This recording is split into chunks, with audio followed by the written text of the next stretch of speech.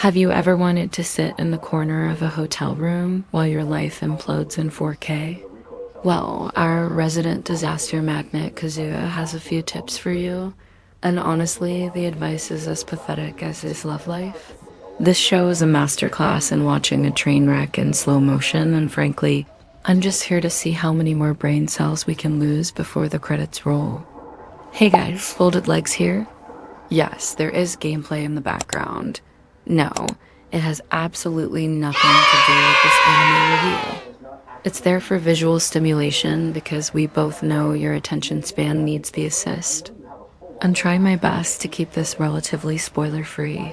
So if some parts sound a bit vague or feel like I'm tiptoeing around the plot, that's just me guarding your ears from the truly unhinged stuff. Also, a quick reality check. This anime is intended for adults. If you're a kid watching this, go do your homework. If you're an adult letting your kid watch this, you've got some explaining to do. Before we dive into the madness, I just want to say thank you. I know you could be literally anywhere else on the internet right now, but you're here with me, and that actually means a lot. Thanks for hanging out. TLDR Kazuya is still suffering from a terminal case of main character syndrome. The women around him are the only ones holding the plot together with duct tape, and my sanity is currently hanging by a very thin thread. Let's roll into the video. In your windows, he's snatching your people up. I need to hide your kids, hide your wife. Section 1. Rent-A-Girlfriend's Delusion Olympics. Watching Rent-A-Girlfriend Season 3 feels less like watching an anime and more like observing a slow-motion social experiment gone horribly wrong. Kazuya is the undisputed king of main character syndrome, managing to turn a neighbor politely asking for less noise into a high-stakes psychological thriller. Mentally labeling a person Prisoner 203 isn't a plot point. It's a desperate cry for a therapist, not a romantic comedy. I'm dead. I don't do this for everyone. This is how you know Mizuhara is a really great person. Boss, I gotta document my pain. The dynamic with Mizuhara is pure, unadulterated masochistic gold. She shows up for a professional business and Kazuya's brain short circuits, treating a simple meeting like a Victorian-era courtship proposal. When she offers to cook, she's clearly just inspecting his fridge to confirm he lives like a raccoon. Yet he's over here acting like he's been blessed by a deity. Hearing her rightfully tell him his shopping habits suck and translating that in his head to "please degrade me more" is the most honest thing he has ever done. It's pathetic, and I'm absolutely here for it. Then we have the Ruka girlfriend experience, a permanent, glitchy software update that nobody asked for. Her acceptance of the movie project is just the resignation of a chicken realizing the rotisserie is inevitable. She knows her life is a disaster, so she's just running toward the fire. And don't get me started on the neighbor, Yamori. She wanders in with that softcore corn Aura shirt, practically doing more heavy lifting than the entire cast only to pull a 180 and get serious. The tonal whiplash is enough to give you a concussion. By the end, she's calling him Master. Master, how are you? Doesn't matter. Oh, yes? Why aren't you giving me any updates on this? I can't sleep in all your bullshit! What more do you need, Master? Which is clearly just the writers catering to the most socially stunted demographic on the planet. The whole production team arc is the final nail in the coffin. Kazuya is absolutely terrified that Mizuhara will find out he's a total loser buddy. That secret is so far out of the bag, it's practically in another dimension. The team meeting is a full-blown cage match, and watching Ruka and Minnie go at it is like watching two lightweight boxers swinging at the air in the final round. It's mostly noise, zero impact, and I'm just waiting for the ref to stop the fight. I would say it is just like a 4'9" girl's typical behavior. Let's be honest, girls are not real. Yeah. Hey, shoot that guy. Finally, Minnie hits us with the down bad label. It's the most accurate piece of dialogue in the entire series. Kazuya isn't just drowning in his own desperation. He's doing a professional deep-sea dive into it without an oxygen tank. Section 2. Rent a girlfriend's delusion Olympics. Watching Kazuya handle a simple interaction is like watching someone try to perform neurosurgery with a pair of rusty garden shears.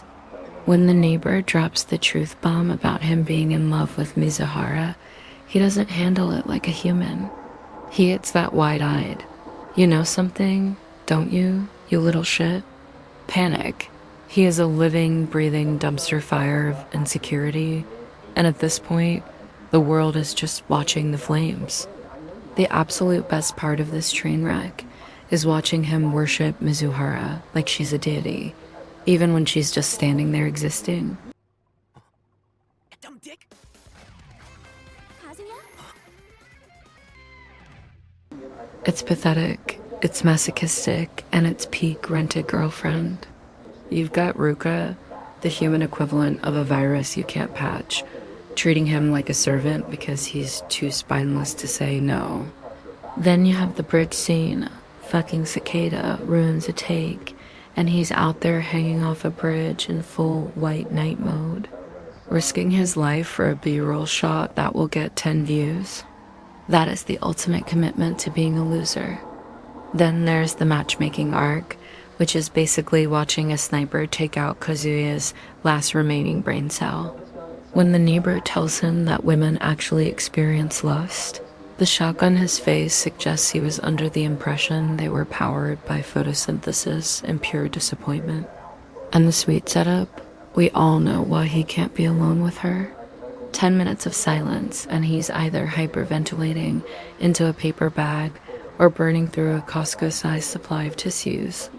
The bathhouse scene is the ultimate proof that his imagination of the gods is actually just a mental disaster zone. You underestimate my power! He's out here having a full-blown romantic odyssey because she fell asleep on his shoulder, ignoring the fact that she's just tired and he's basically a human heating pad.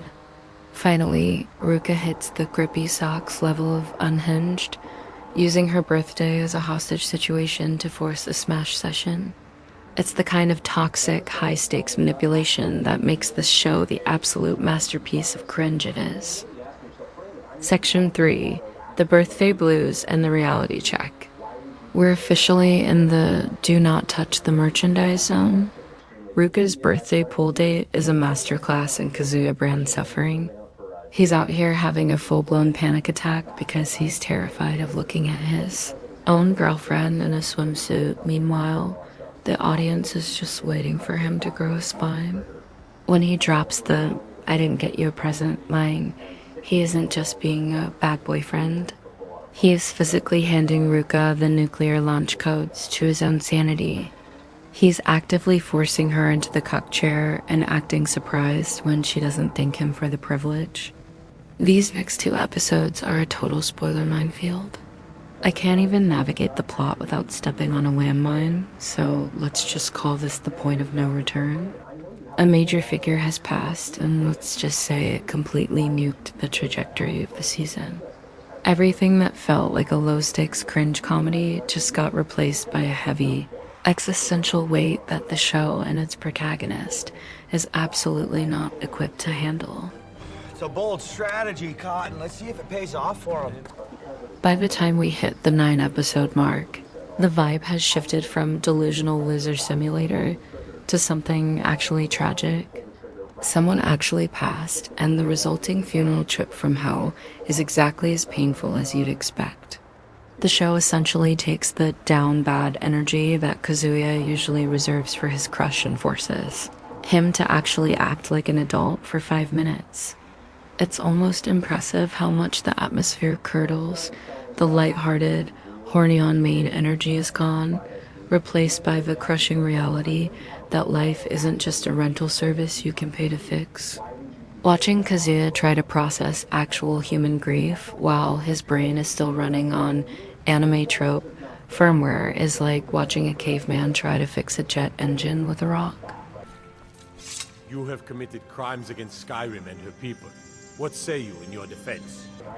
Section 4. The Girl Failure Chronicles. Sumi enters the chat as our resident girl failure.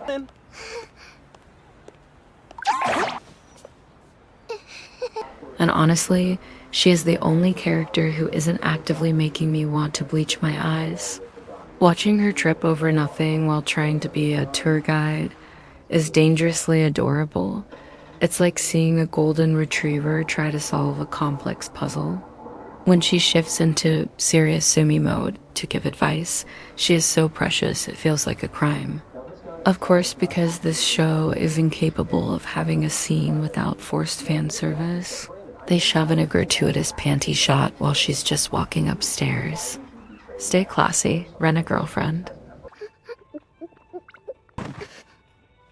What? Hey, what the? Hold on, Sumi. We can't just run out like this. Ruka is back to her standard crash out routine. She demands Kazuya cheer up the rental girlfriend, instantly regrets the impulse, and flips her mood like a light switch. Then the boss character pops up, making the executive decision to ask Ruka out on a date because he's married and apparently has absolutely nothing better to do than creep. The bar for adult behavior in this series is buried somewhere in the Earth's core. The training arc is where Kazuya's brain officially enters a terminal loop. After a rare compliment from Mizuhara, he drags her rock climbing under the guise of helping her, while his internal monologue is basically a non-stop slideshow of her in tight workout gear. Trying to help her stretch triggers an immediate aneurysm, leading to him getting his ass handed to him. When she drops that savage, you know you're not getting a happy ending, right? Line, it's the most honest interaction in the entire series. He's out here trying to live in a rom-com, and she's just trying to remind him that he's living in a hallucination. The finale is a spoiler-heavy minefield that we're skipping, but the wreckage left behind is legendary. Kazuya reverts to his classic spiraling cuck energy, where his brain turns into a puddle of goo every time a woman exists within a 5-foot radius. Minnie is basically a squatter in his apartment now, appearing out of thin air to watch the dumpster fire. When Kazuya tries to be a gentleman and bring her some peaches, he immediately nosedives into another spiral of pathetic self-doubt. It is the perfect ending. A guy who can't even handle a piece of fruit without having a full-blown existential crisis.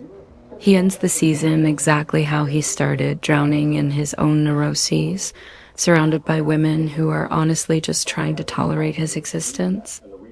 Alright, let's take a second to step away from the absolute brain rot and actually try to focus for a minute. No promises, though my remaining brain cells are currently fighting for their lives. Looking at the season as a whole, it's a weird middle ground. Honestly, I think Season 3 handled things better than Season 2, but it still doesn't quite hit the highs of Season 1. Season 1 was a high-octane masterclass in pure, unfiltered brain rot. It was goofy, unhinged, and followed a plot that was barely held together by duct tape. Season 2 tried to add structure, but in doing so, it lost a lot of that ridiculous charm. Season 3 finds a better balance. It keeps the structure, but finally turns the comedy dial back up, making it way easier to digest. Then there's the final stretch. I'm not going to spoil the heavy lifting, but the way the plot shifts, it's executed perfectly. Everything from the beginning has been leading to this, and it's handled with actual care. It shows how different people process genuine pain. Some break down, some hide behind a bright face, and it's surprisingly grounded. They did a great job of pairing the heavier, emotional episodes with follow-ups that just want to make you smile again, which makes the whole experience way less exhausting. But look, I'm trying to keep a straight face while reviewing this. But we all know I'm cutting the seriousness by about 20%. The show is just too ridiculous to treat with total gravity. I really want to thank you for sticking around. I know the internet is a massive place, and the fact that you're here means a lot. For those of you who made it to the end, drop a comment with the word "cuck chair" so I know who the real ones are. I hope you enjoyed the breakdown. See you next week, folded legs, rolling out.